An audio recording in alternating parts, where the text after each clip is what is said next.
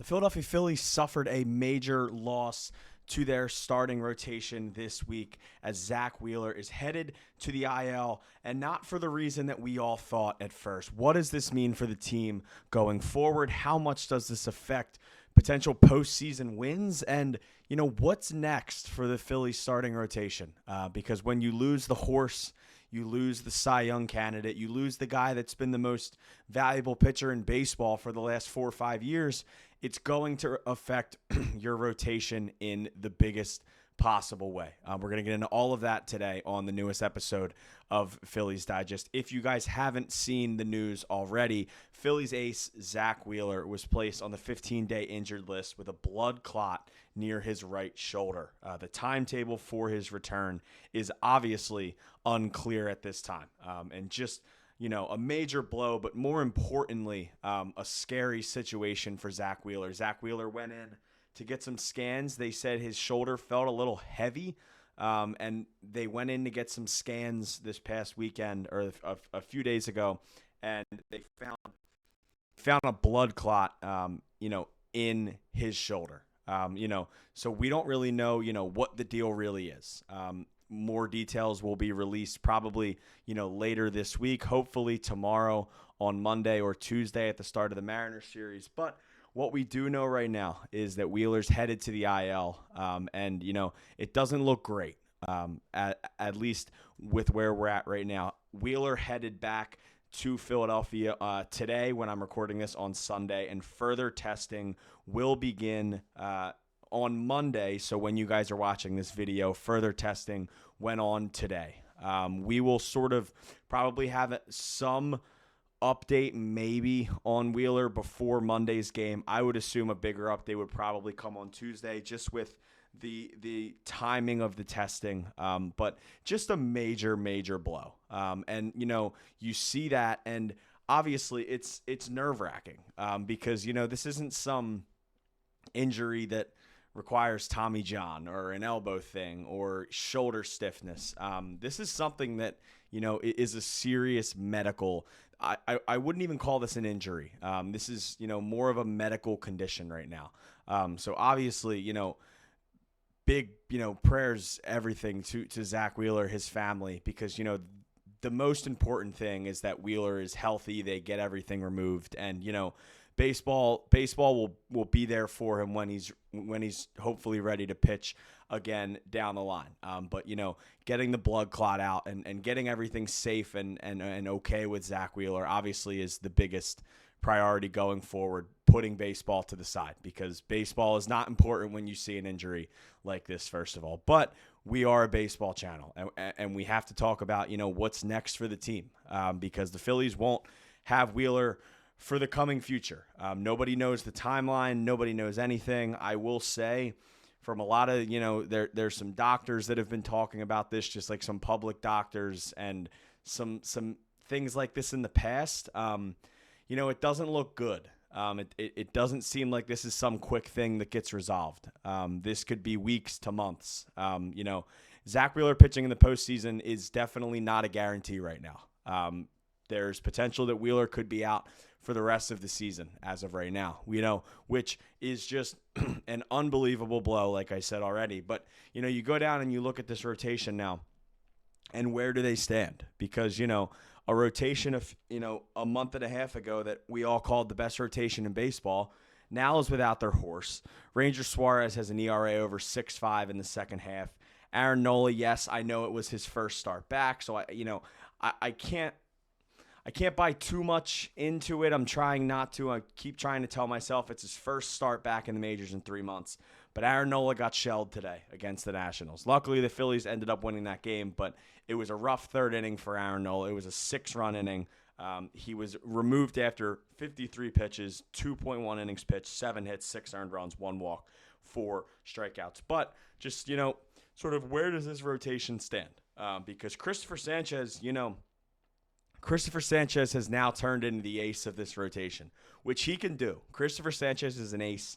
Honestly, if you go and look at some of the stats, he's having just as good of a year as Wheeler, maybe even better. But, there's 2 to 3 guys on here that really have a ton of pressure put on them for the rest of the year. I would say number one is Jesus Luzardo.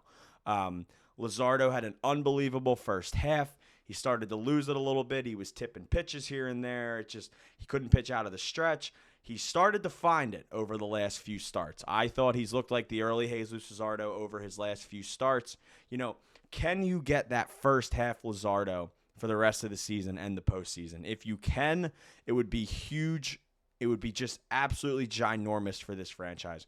Ranger Suarez, for me, is number two. I think we all have seen, the kind of splits over the years from Ranger from the first half compared to the second half. Ranger's dominant in the first half, and he gets throughout, he gets to that 85 to 100 inning mark, and he kind of starts to look fatigued a little bit. He has over a 6.5 ERA over his last few starts. It hasn't been good for Ranger. Can he figure it out? Can he turn it around? It will be very important for this team for him to do that. Aaron Nola is number three. What will you get from Aaron Nola over the next month and a half? Because now the Phillies need good Aaron Nola again. I don't think they can slide by with average Nola right now. They need a above average good Aaron Nola for the rest of this season to be up there as the workhorse that he's always been. The last guy on this list, Taijuan Walker, is starting to walk his way into, pitching some meaningful innings in the postseason. Taijuan Walker's been pretty darn good this year. He has under a 3 ERA since returning to the rotation. He has a 3.34 ERA this season with a 1.29 whip. 65 strikeouts in 91.2 innings. He's been pretty darn good this year. After an abysmal 2024, he's really figured it out this year and has been important for the Phillies this year. Now, can he finish it for the rest of the season? Could he start a playoff game? There's a lot of conversations that are going to have to be had, especially once, we figure out the plan and what's, going on with Zack Wheeler. But that's kind of where the rotation stands. I would say the last name you could throw in here is, do they go to a 6-man and give Andrew Painter a try? Right now, he's just kind of all over the place in AAA. He has a 5.15 ERA in 21 starts in Lehigh Valley this year, 92.2 innings pitched, 94 strikeouts with a 4-7 record. He hasn't looked like the Andrew Painter from pre-Tommy John. Granted, I think this is a year for him to go through some adversity and, figure out, how to pitch again. He went a year and a half without pitching, and now he's back into full game action, putting a full season together and, seeing what works, what doesn't, and, how to change his game up a little bit. I'm not worried about Andrew Painter for the future. But, this is a season that I think can help some guys in the long run. Maybe it helps Painter, maybe it doesn't. But there is a situation where Andrew Painter could now be up for a possible 6-man rotation for this Phillies team. But once again, just a big blow to this Phillies rotation because I think, when you take the workhorse out of your rotation and you take a guy like Zack Wheeler out of your rotation, everybody has to step up. Christopher Sanchez has to continue to be an ace. Ranger Suarez and Jesus Luzardo have to put a consistent 2 months together now heading into October. You need good Aaron Nola back. Taijuan Walker has to continue to pitch how he's pitching right now. This team was built on their starting rotation through the first 3 months of the season. It felt like every day a different starter was giving you 6+ innings. And now it's turned into a question mark over the matter of, 48 hours. Once again, just a terrible medical situation for Zack Wheeler. Hopefully everything gets figured out there. And obviously, once again, like I said earlier, the biggest priority right now is that Wheeler is healthy, not for baseball, but for himself as a person. Once he's healthy, if he's able to pitch again this year, we'll see. Doesn't look great right now, but we will see, sort of down the line once we get there. Once we have an update from Rob Thomson, Dave Dombrowski, and, the Phillies organization, we will let you know here on Phillies Digest. But until then, we're going to just kind of have to play the waiting game.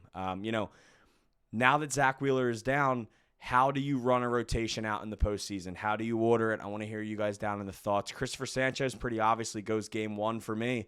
But other than that, I think everyone's kind of a toss-up right now. Luzardo, Ranger, Nola, does Taijuan get a shot?